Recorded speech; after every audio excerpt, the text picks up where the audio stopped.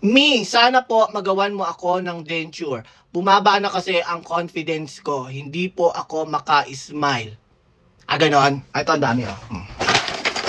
Yan, oh. Ang daming pustiso. Salpak mo lahat sa bibig mo. Ito to. Papaliwanag natin yan isa-isa mamaya. Hindi normal yung mga lintanya ninyo, yung mga dahilan ninyo na wala po kasi akong ngipin, nakakababa po ng confidence. Hindi yun normal ha, na bakit ka nawalan ng confidence? Bakit ka nawalan ng ngipin? Kapabayaan mo yan eh. Oo, kapabayaan mo. Hindi mo tinutbrush. Hindi nagtututbrush ako. Flossing. Toothbrush, flossing, additional na yung mouthwash, tapos 6 months appointment, 6 months oral prophylaxis, twice a year sa dentista. Yun ang tama. Ha? Kaya wag mo nga sa akin, bumaba po ka, hindi ka nagtututbrush. Hindi nagtututbrush naman po ako gabi-gabi. Nagpo-floss ka ba? Ganon, ha? Bumibisita ka ba sa dentista?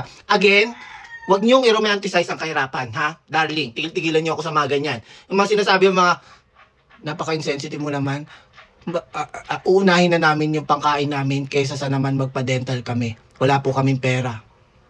Uunahin mo yung pangkain, ano nga yung pangkakain mo? Wala kang ngipin. Oo, hindi mo ba alam na ang ngipin is part of the digestive system? Yan ang initial phase. Mastication. Nguyain ang pagkain para tunawin sa sikmura mo. Tapos wala kang ngipin. Hindi kita pinipilit, no? Ayaw maniwala, walang problema. Pero wag mo nang anuhin na hindi ka nag-toothbrush. Magkano toothpaste? Magkano toothpaste? 35. Magkano toothbrush? 70. Close sa 100. Tututbrushin mo lang. Hindi proper ang pagtututbrush mo at pagdi-dental floss mo at pagbisita twice a year sa dentist. Tutay na, may pang wifi ka nga, may pang load ka nga tapos wala kang pampadental. Para naman to sira ulo. So, ipapaliwanag ko na lang sa'yo yung mga kayang mga pustiso na ma-avail mo, ha? Para may idea ka kung ano yung mga ha? Kung ano yung para magkangipin ka, para mabalik yung confidence mo. Litaan yan yun. At saka yung confidence, meron naman akong kilala mga bungi, pero may confidence sila. Oo. I think yung confidence na sinasabi mo, wag mo isisi sa ngipin. Ako nga may peklat pero may confidence pa rin ako. Oo. Patay yung buhok ko, pero may confidence pa rin ako. Wag mong i-ano sa confidence, yung ngipin. Oo, pangit ang walang ngipin, pero hindi yun normal. Hindi yun, kanino kasalanan? Sa'yo. Ano to? Gusto mo yun, nire-real talk ka pa O para mabalik yung confidence mo, ha? Wala ka na lang atong ma-reason out, kaya confidence ang pinag-aanuhan mo. Ang pinakamura, ano gusto mo? Pinakamura, pinakamahal. Doon mo na sa pinakamahal. Para mabalik ang confidence sa confidence talaga. Ang pinakamagandang denture nowadays, no? Biocompatible, the most biocompatible is your one-piece metal. Yung may bakal. Ito. Yeah. Bakit? Bakit ito, Dok? Kasi, ng manok na to, tanghali na, Kasi, pag pinatong to sa ngipin, no? Pag sinalpak sa ngipin ng pasyente, itong mga clasp, itong mga seat, ay sumusuporta. Nakasuporta siya sa ngipin. Hindi lang dun sa walang ngipin. Pati sa ngipin, it is tooth supported and tissue supported both. Pareho. Naiintindihan? Naiintindihan daw, sabi ng manok. Naiintindihan, ha? So, itong mga kawit na to, nilalagay to dun sa mga may ngipin. This is for retention. Retention, kapit. Ha? Para kung pag kumain ka ng malagkit, hindi natatanggal. Ang kumain kayo, ano sa dito? Suman. Minsan, lumalaglag. Kumakapit. So, yung retention, itong mga kapit na to na nasa ngipin, sila yung para hindi ka malaglag yung denture. Hindi kumapit dun sa kinakain mo na malagkit. Naintindihan? Ha? So, maganda to. If ever man, masira yung mga ngipin, yung mga artificial tooth, ito lang ang papalitan mo. Ito lang ang papalitan mo. Yung metal, yun pa din. The metal framework will stay. As long as maganda pa rin yung kapit dito sa ngipin. Naintindihan?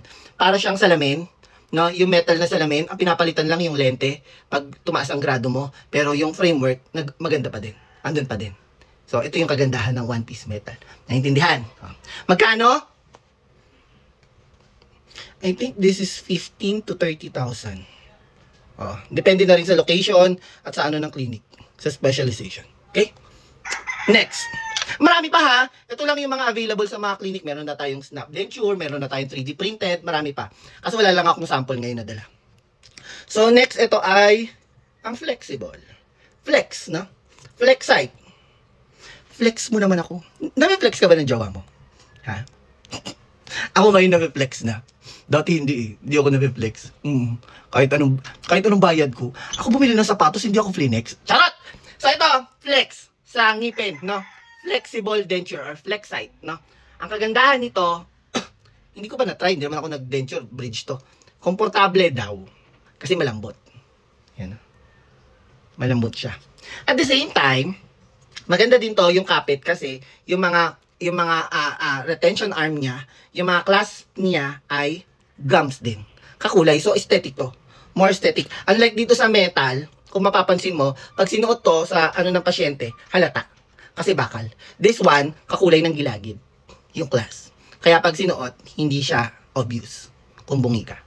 Naintindihan? So, ang kagandahan nito, yun nga, malambot, no? Hindi siya ganun katigas, hindi katulad ng mga acrylic na matigas siya, hindi ka sisingawin. At ito, pwede lang sa mga bilateral na edentulous. Bilateral na edentulous pero bounded. Anong hirap i-explain? Ibig sabihin, hindi to pwede sa complete.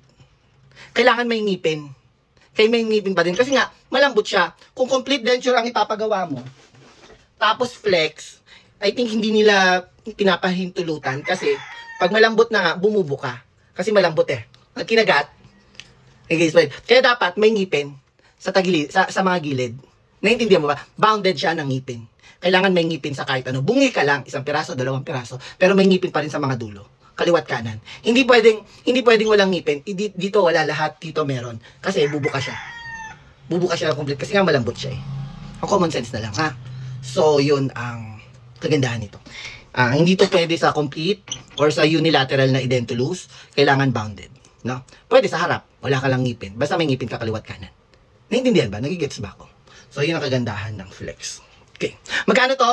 Nasa around 15 to 25,000. Ganun din. Ganun din ang presyo. Hindi nagkakalayo dun sa metal. Pero depende pa rin sa specialization ng dentist and sa location ng clinic. Okay? Gets. Next natin ay ito. Anong kagandahan nito dito sa ano, no? Ito, sunod to na mahal. Kasi, bakit? Kung mapapansin mo, bakit? Ang pontik nito, porcelain. This is a plastic, acrylic denture, pero porcelain ang artificial tooth. Porcelain ang pontik. Ito plastic, ito porcelain. Paano malalaman kung porcelain?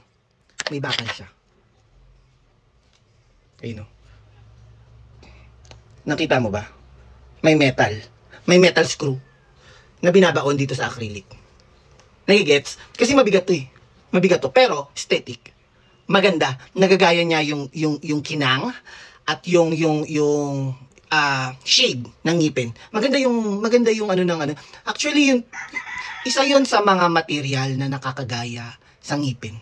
Mahirap kasi gayahin yung ngipin eh. Yung material ng ngipin. Kasi hindi siya mono shade, no? Maraming kulay ang ngipin.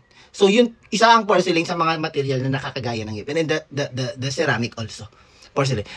Kung magagaya pala lahat di sana yung mga ngipin natin gawa sa styrofoam. Di ba? Dapat ang ngipin natin gawa sa ginto, gawa sa hollow blocks. May mga material naman na available. Pero porcelain pa lang ang nakakagaya. Kaya tingnan mo, isa sa mga nakakagaya. Kaya tingnan mo. Di ba? May ano kasi, may filter kasi. Ang ganda, di ba? Yung shade talaga ng ngipin, the natural teeth, kaya niyang imimik. Kaya niyang gayahin. Naintindihan? Yun nga lang, mabigat. Mas mabigat to. Kaya hindi advisable yung porcelain sa complete denture. Kasi mabigat, malalaglag. So dito, ang pinagawa ng pasyente, hindi ko alam kung bakit hindi kinuha eh. Porcelain yung harap for aesthetics, plastic. Plastic yung bagang. Plastic na to. Ayan. Wala na yung metal. So magaan pa rin siya. Pinaganda yung harap, pinagaan yung likod. Naiintindihan? Pwede yun.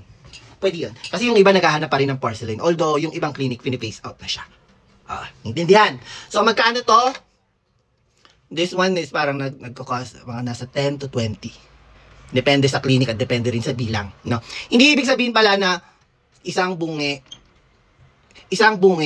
mas mataas yung presyo. Hindi ganoon. Per set siya. Kasi wala naman nabibili na isang pirasong ngipin. Set siya. Ha? So, So, ganun ang presyuhan. Tanungin nyo na lang yung mga suki yung dental clinic. Okay? So, ito yung sunod. Porcelain, artificial teeth, tapos plastic, acrylic. Naintindihan? Yun ang presyo, ha? So, carry na. Ano? Hindi carry na budget. Gusto mo mas may mura pa? Ito. Ito, plastic lahat. Yan, ito. Yan, plastic lahat. Plastic, acrylic, plastic yung artificial ng ngipin. Hindi siya ganun kamahalan. So, ano naman may expect mo sa plastic, no? So, ito, wala tong kapit, wala tong class, pero minsan, ginagawan ng class. Kung gusto ng pasyente, minsan kasi yung iba ayaw eh. Kasi iniisip nila, pag may kawit, pag may class, yun yung nasisira ng ngipin. Natural. Kasi naman malaglag yung ngipin mo. Toothbrushin mo. Linisan mo. Kaya ka nga nabungi kasi hindi ka nagtututbrush eh. Para naman tong ano. Sa mga nagpupustiso, mahirap ka pustisuhan sa lower. Bakit? May dila. Ay, ganda. May dila kasi. No? Merong hindrance. Merong magpapagalaw sa denture mo. Kaya sa lower, mahirap magpustiso. Kaya nga hindi namin nabunutin lahat eh. Gumagalaw talaga. Kaya nauso ang implant. Tinataniman, tapos inu-screw yung implant. Over-denture implant. Ganon ang tawag. No? Sa taas walang problema kasi kakapit to. Oo, kakapit. Kasi wala naman dila sa taas eh. Tapos meron pampalit. May ngalangala pa. So yung ngalangala, yun yung nagsisilbi as retention. Parang dalawang salamin. Nagigets mo ba? Dalawang salamin, dalawang plastic, or dalawang baraha. Pagdikitin mo, basahin mo, pagdikitin mo. Di ba makapit? So, ganun ang principle ng denture sa taas. Kaya kumakapit. Sa lower, mahirap. Kasi may dila. At saka nagpa-flat ridge kasi siya. Kasi yung buto natin sa mandible is dense. Dense. Compact.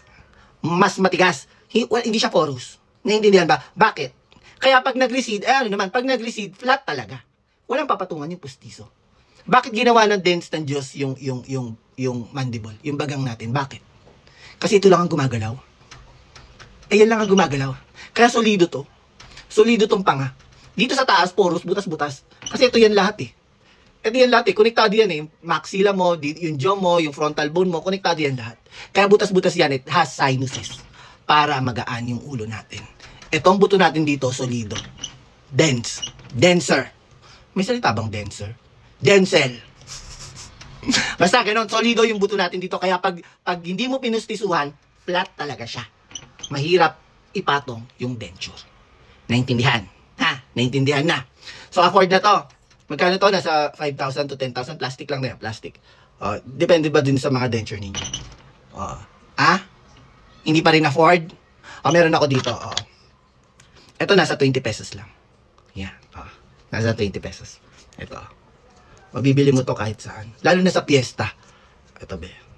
Ito. Kompleto na siya. Taas baba. Gawa to sa plastic din. Ikaw na lang ang bahala. At saka maganda din siya kasi matulis ang pangil, matulis ang kinay taas baba. Pwede mo nga siya gamitin sa mga sa mga Halloween. Ready to use na to. Pero hindi ko lang alam kung kasukat mo. Masukat natin. 20 pesos lang. Iba pa nga nasa 10 pesos eh. Sa Lazada, I think nasa 10. Iyan mo na lang sa Lazada or Shopee.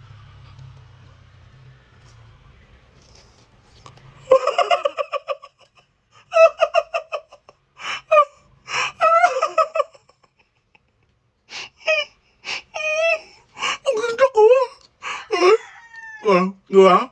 Ang ganda. Mahal mo ba ako, ha?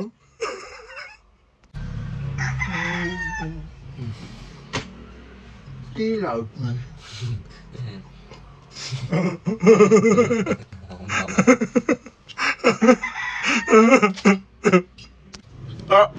So ito be, 20 pesos lang.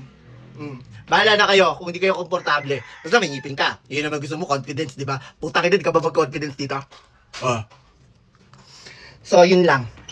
Pupunta kami ngayon ng MOA at magkita-kita tayo doon at bibigyan ko ng mga necklace yung makakilala sa akin.